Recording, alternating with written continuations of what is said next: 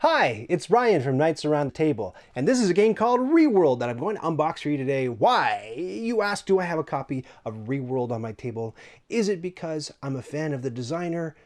No. Is it because I love the artist? That's not it either. Is it because it's sci-fi? Possibly. Is it because they were selling it brand new in shrink for $10 at my friendly local game store? Yeah. They had tons of these and they were selling it at a massive discount. So of course I'm all about it. And really the one thing that tipped the scales for me, I think, is because it was by Eggertspiele. I don't know if that's how you say Eggertspiele, but they are the people who did Great Western Trail, which I enjoy Great Western Trail. It's too long in my opinion, but nice publishing work on it. It's a good looking game, nice components. Obviously it was play tested out the wazoo because it's a very complex game. So I trust, I'm beginning to trust this name, Eggertspiele.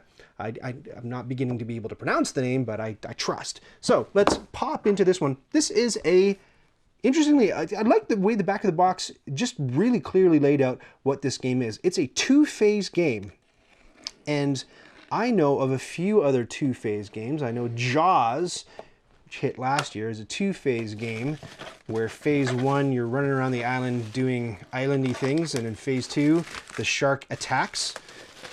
And I know that Galaxy Trucker is a two-phase game. In phase one, you're building your ship, and in phase two, you're trying to drive it to see what happens. I've never played that game, but I know that's what goes on.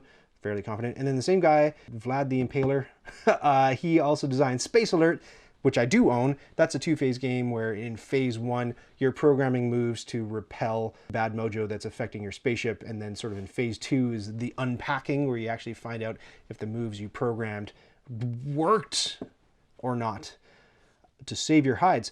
Reworld is a two-phase game where in phase one, you're loading up the ship with all kinds of modules that you will unpack on the planet that you're reaching to colonize it. It's a big theme now in board games, isn't it? Colonizing planets. It's huge. And in phase two, you're unpacking all those things that you stuffed on the ship in reverse order. Cool, let's open it.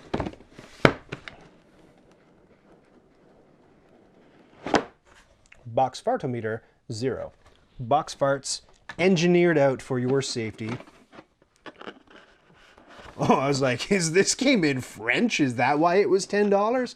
Je de deux chapiters. I can't speak French. It took like 11 years of French and I still can. No. I'm in Canada, so I think a requirement in certain products is that there's a French version. There we go. Board game in 2 chapters by Wolfgang Kramer and Michael Kiesling. 2 to 4 players.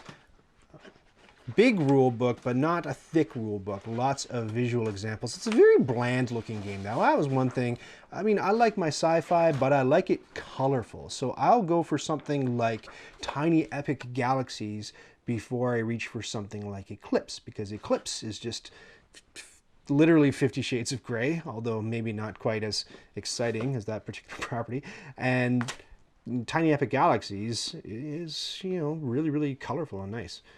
Sci-fi doesn't have to be bland, in my opinion. Here's a big triple sheet of things to punch out. Over here we have things. Oh, look, it's punching itself. We have things, and then on the next sheet we have more things. Looks like spaceships that we're going to load up with those modules. Fun. And over here we have, those look like droids almost.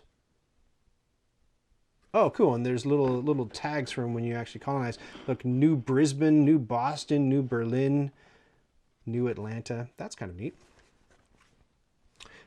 The spaceship thing, this is interesting too. I watch a lot of sci-fi, and the spaceships are always, they always have something interesting, like streamlined, and they're always patterned after boats or after planes or stuff. I thought it would be really cool. Like, do they need to be that? I don't know. I'm not a big science mind. Do they need to be aerodynamic in space? Does it matter? I'm surprised that we haven't seen sci-fi where the spaceships are shaped like apartment buildings.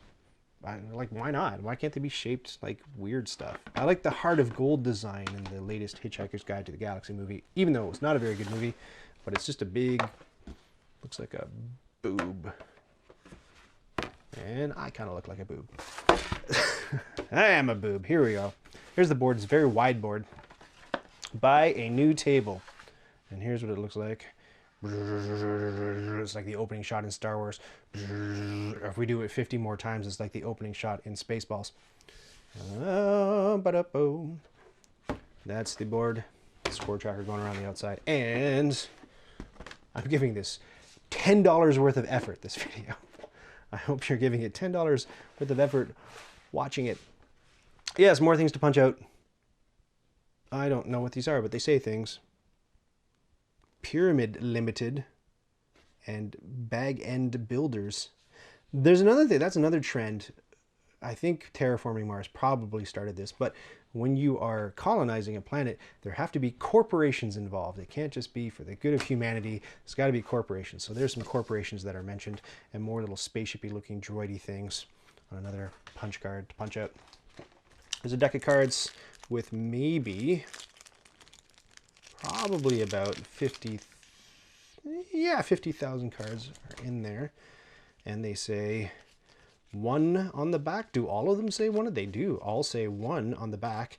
And on the front, there are pictures of pipples. There's a pipple. There's another pipple.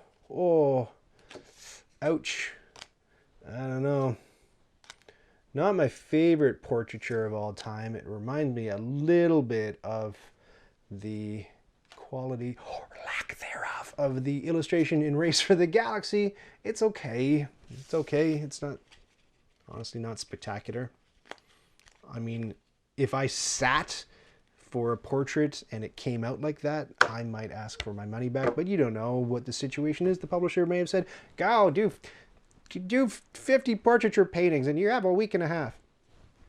Oh, we don't know. We don't know the economic pressures that artist was facing. A couple of baggies, a couple of wood markers, and a drawstring bag that draws from the side. And the detested board game box well. And here, kids, dump your crap in there. I don't know if there are enough bags to fit all the stuff that I just showed you. That's another pet peeve of mine, where it's like, we will give you bags, but they won't be enough, and 3 of them will be too small. It's like, do you not know what's in the box? Because you put it in there. That is Reworld unboxing. Thank you so much for watching it. As usual, I'll get it to the table, I'll learn how to play, and I'll do a how to play anon down the road. Watch out for that. Have a great day.